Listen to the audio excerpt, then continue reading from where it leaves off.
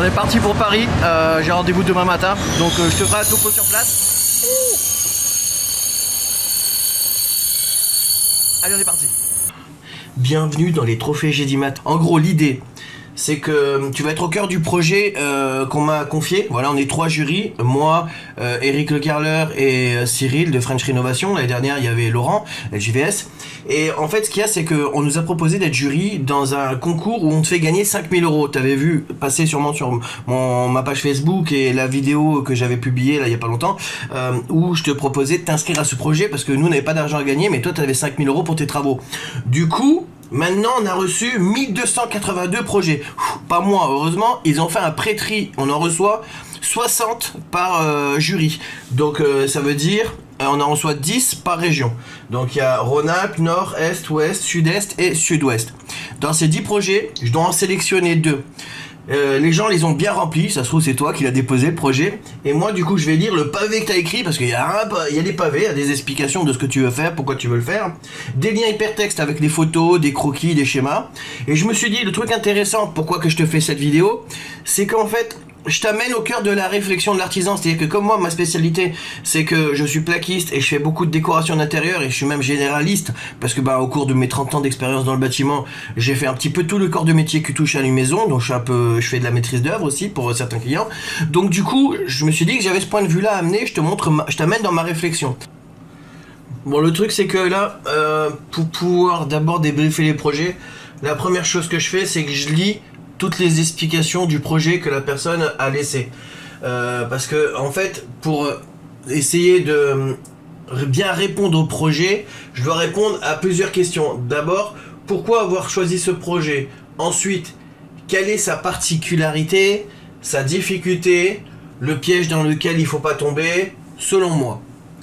Si tu devais donner un titre à ce projet, tu dirais qu'il s'appelle comment? Voilà. La couleur ou la matière dominante du projet, le petit plus ou le petit kiff que moi j'ajouterais bien dans le projet suite à la proposition que les gens vont faire pour eux-mêmes. Donc moi aussi je peux leur faire une proposition, dire tiens dans cette configuration ça serait bien de penser à mettre ce truc là. Ok? Donc ce que je fais d'abord avant de sélectionner le projet et de m'attarder sur tout l'ensemble parce qu'il y a trop de boulot, c'est d'abord j'essaye de lire en quoi consiste le projet. Et je pense que ça peut faire une vidéo intéressante. En gros, tes travaux, comment tu les penses avant même les travaux? Je suis très crédible. À l'envers. Dans l'autre sens. C'est bien parti, tu sais, le mec a l'habitude. Saison 2.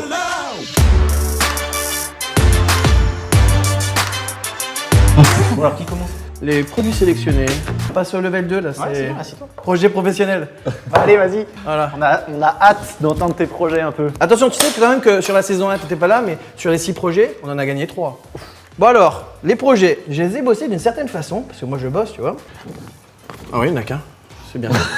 Ah ouais, du coup. Je tentais que... Non mais Bon, merci Pascal. Merci, c'était bien. C'était bien. Alors ça c'est la région Nord. J'ai appelé ça le Parent Project. Et j'ai voulu choisir que des projets atypiques. C'était à la base une buanderie, donc très peu d'espace. Et les gens voulaient en faire une chambre parentale. Du coup, je leur ai proposé, tu vois, de pas trop encombrer avec le mobilier. Donc là, je me suis dit, il va falloir maximiser les choses. Donc, au lieu de faire les placards au mur, les faire au sol. Entre peut-être la salle de bain et la chambre, c'est à décaisser. Et en fait, tout est basé sur le sol. Du coup, ils ouvrent les trappes sur le sol. Du coup, il y a des rangements de fou, encore plus que sur les murs, et ils ont tout l'espace de la largeur. Ensuite, comme c'était un espace qui était dans la longueur, je me suis dit, et si on subdivisait pas grâce à un plafond îlot? Juste au-dessus du lit, comme ça, t'imagines la dimension du lit, et du coup, un décaissé intérieur avec une LED lumineuse à l'intérieur. C'est simple à faire, ça coûte pas cher les plaques de plâtre, ça coûte pas cher le bandeau à LED, et ça crée une ambiance. Et ça permet de subdiviser la pièce, peut-être en 2 pièces. Je pense que le projet que tu proposes est très particulier. C'est difficile de venir par-dessus. Moi, j'aurais pas décaissé, j'aurais pas mis de faux plafond ni rien, tu vois. Mais c'est hyper malin, hein, je te remercie, point positif. En fait, je sais pourquoi vous êtes bouche bée. Vous n'osez pas en rajouter parce qu'il y a déjà tellement de bonnes idées. On passe au sujet suivant. Dans un concours comme celui-ci, c'est vrai que si je veux apporter une touch et tout, moi je suis intéressé, je suis attiré aussi par les projets atypiques. Donc là, il y a pas mal de terrasses. Mais là il y a un projet par exemple, je trouve ça vachement intéressant, un espace pour faire de la pâtisserie chez eux. Donc ils vont transformer une salle de bain en salle de laboratoire pour pâtisserie. Moi, je trouve ce projet intéressant. Donc pourquoi je le sélectionne? Parce que je le trouve atypique et là que j'ai plein d'idées qui me viennent parce que c'est une configuration dans laquelle on n'utilise pas les mêmes matériaux que d'habitude, notamment sur les revêtements de murs, parce qu'il y a des protections spéciales dans les laboratoires. Et là, c'est vrai qu'il y a beaucoup de gens qui mettent toujours plus ou moins les mêmes choses. Or, en fait, il existe des produits tout faits dans le commerce et des entreprises même spécialisées là-dedans. Et j'ai déjà travaillé avec ce genre de produits. C'est des lames qui se clipent toutes seules sur les murs, un petit peu comme les lambris plastiques, tu vois. Mais c'est dédié au laboratoire par rapport au développement des microbes, tout ça, c'est une surface particulière. Et c'est des produits ultra légers, d'accord? Je te laisserai peut-être une petite photo dans le coin de l'écran pour te montrer de quoi qu'est-ce que je te parle, d'accord? Et c'est des produits qui se quittent tout seuls, ça fait super propre, tu peux le faire toi-même, c'est vraiment ultra pratique. Donc faut que je vois peut-être pour laisser un numéro pour les gens, pour peut-être qu'ils se renseignent de leur côté, ok? Ou si j'ai du mat, ils en vendent peut-être, je sais pas, voilà. Mais l'idée, c'est moi je te conseille pas d'utiliser du carrelage, tu vois, quand tu veux faire un espace pour la cuisine, que ce soit dans leur cas de figure ou toi ta cuisine, tout le monde veut à tout prix mettre du carrelage. Je suis désolé Eric, hein, m'en veux pas, mais moi le carrelage, je suis pas fan parce que les gens dans le temps, je vois bien, je refais régulièrement des joints, on te vend carrément même un tas d'accessoires et un tas d'astuces sur internet pour comment nettoyer ces joints de carrelage.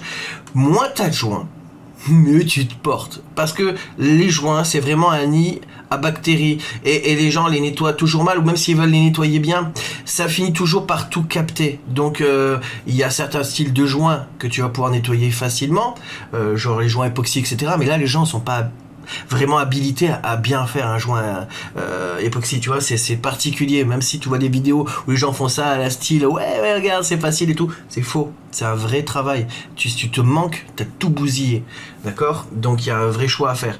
Donc moi je suis plus dans des styles de crédence ou des styles de revêtement qui sont plutôt uniformes et avec un minimum de joints. Voilà, je conseille vraiment pas. Si tu veux faire une crédence par exemple dans une cuisine, donc sur la partie où tu vas mettre toutes tes machines pour la cuisine, etc.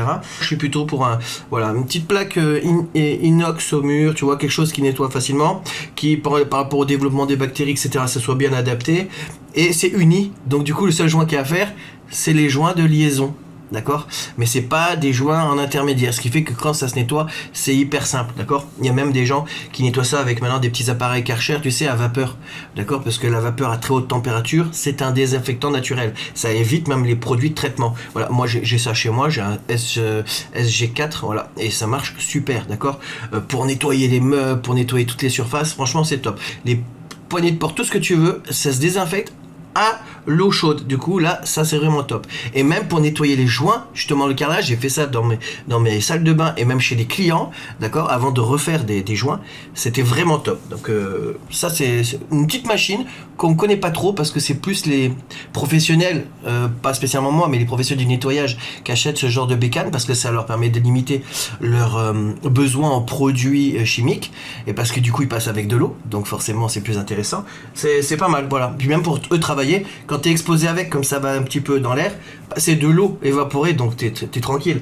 Franchement c'est agréable à travailler, c'est performant. Donc je te dis, je te conseille, et là je pense que je vais prendre ce projet, je vais leur faire un petit truc, je vais aller voir les photos, et puis on en reparle, ok? Donc voilà, petite pause dans mon truc. Voilà, première chose, moi je débrief pour savoir dans les 10 projets lesquels projets me parlent le plus, tu vois. Et là, moi, celui-là me plaît bien, déjà dans un premier temps.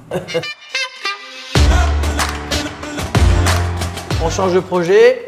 Le projet West. En fait, ça fait déjà 2 ans que le jeune couple qui a racheté ça travaille dedans. Autant j'ai pas fait trop de conseils de déco parce que je voyais qu'ils avaient une idée bien déterminée. Autant je me suis dit, je vais peut-être accorder du temps à les coacher en disant, bah voilà, je t'encourage quand tu fais des travaux à plutôt prendre le temps de faire pièce par pièce entièrement pour que quand tu, au fur et à mesure de ton projet, quand il dure comme ça, tu aies toujours du courage pour te dire, regarde, ça c'est fait, on n'y pense plus. Et ben au moins tu te dis, si jamais le bien tu viens le vendre parce qu'il y a un problème, tu vends pas en te disant j'ai commencé partout, fini nulle part, et du coup ta maison n'a pas pris de valeur. Par contre, ce que je me dis, là je vois même pas de sol, on est sur de la terre battue, il n'y a pas de dalle de béton.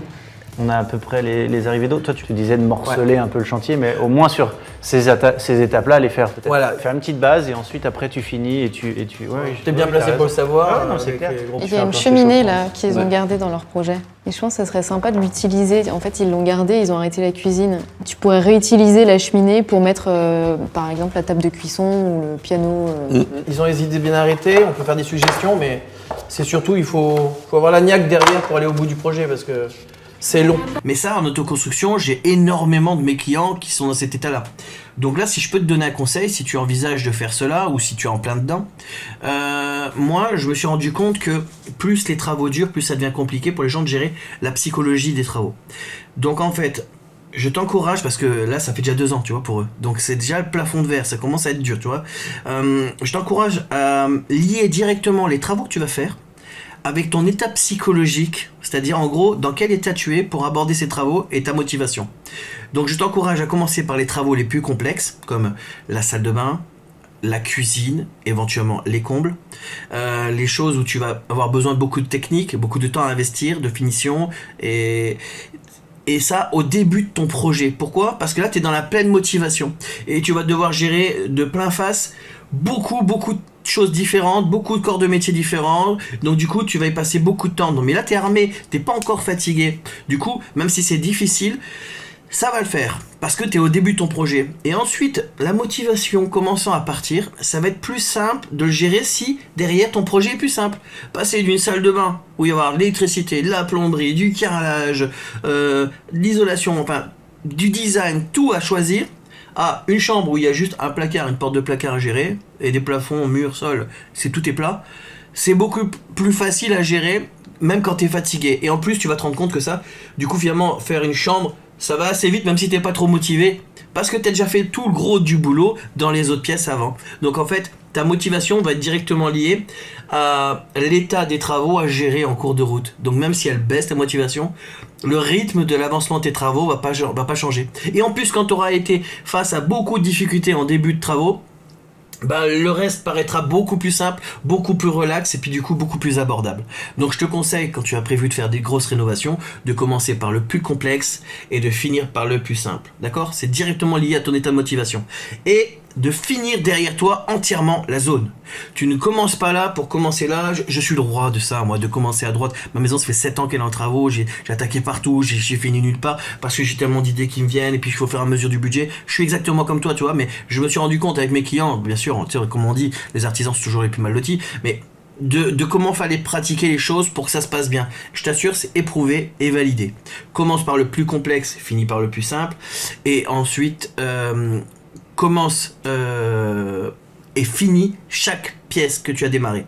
D'accord ? Tu finis ça entièrement comme ça. Quand c'est derrière toi, c'est derrière toi. Tu reviens plus. Et en plus, tu as plaisir à revenir dans cette pièce en permanence quand tu es en train de faire un autre truc que tu as l'impression que ça tire en longueur. Du coup, ça te motive de voir l'état de tes travaux dans une pièce qui a été finie, d'accord ? Même madame, si c'est elle qui arrive derrière et qui souffre un petit peu, parce que je suis obligé de le dire, mais c'est vrai que madame, souvent, elle accompagne comme elle peut, mais quand ça tire en longueur, ça devient difficile, donc c'est une réalité, et du coup, ça tire sur le moral de monsieur aussi, parce que lui, il fait son maximum, mais c'est pas toujours évident, parce que c'est peut-être pas son métier à la base aussi, mais il s'est investi là-dedans, tu vois, donc en voyant ces zones finies, elle garde confiance, elle garde la motivation et elle garde l'encouragement, d'accord ? Et après, pour celles qui participent aux travaux, parce qu'il y a de plus en plus de clients qui participent aux travaux, même pour elles, voir ces zones finies, c'est encourageant, voilà, c'est motivant, ok ? Donc pour les deux, c'est bon de terminer au fur et à mesure, ok ? Deuxième chose, je vais me crever l'œil avec mon doigt, moi. Il s'agit du DPE. Ouais, parce que tu vois, moi quand je vois sa vieille baraque, je sais que forcément elle est classée, elle doit être classée EF, elle doit être classée G celle-là, tu vois. C'est-à-dire qu'il y a un nouveau diagnostic, un nouveau DPE qui a été mis en place l'année dernière, en 2021. Il a été modifié parce que les gens ont râlé, etc. Je vais t'expliquer pourquoi. Mais finalement, il a été remis en place en novembre et du coup, cette année, ça continue de râler. Pourquoi ? Parce que le nouveau diagnostic des performances énergétiques du bâtiment va impacter tous ceux qui ont prévu de faire des investissements ou de la location dans les années à venir, mais déjà dès cette année. Je t'explique. Par exemple, si avec le nouveau DPE ta maison est classée F ou G, à partir de août là, tous les loyers vont être plafonnés. Tu ne pourras plus les augmenter tant que cette note cette classification de ta maison ou ton appartement que tu loues n'est pas améliorée, les loyers vont être plafonnés. Tu ne pourras plus augmenter. Ok ? La difficulté qu'il y a, c'est qu'avant, on prenait beaucoup en charge l'isolation pour améliorer cette note. Sauf que maintenant, c'est comme dans le neuf, et bien avec le nouveau DPE, ils prennent en compte l'impact global, en gros le bilan carbone, de ta maison. C'est-à-dire tu améliores l'isolation, mais tu chauffes toujours au fioul.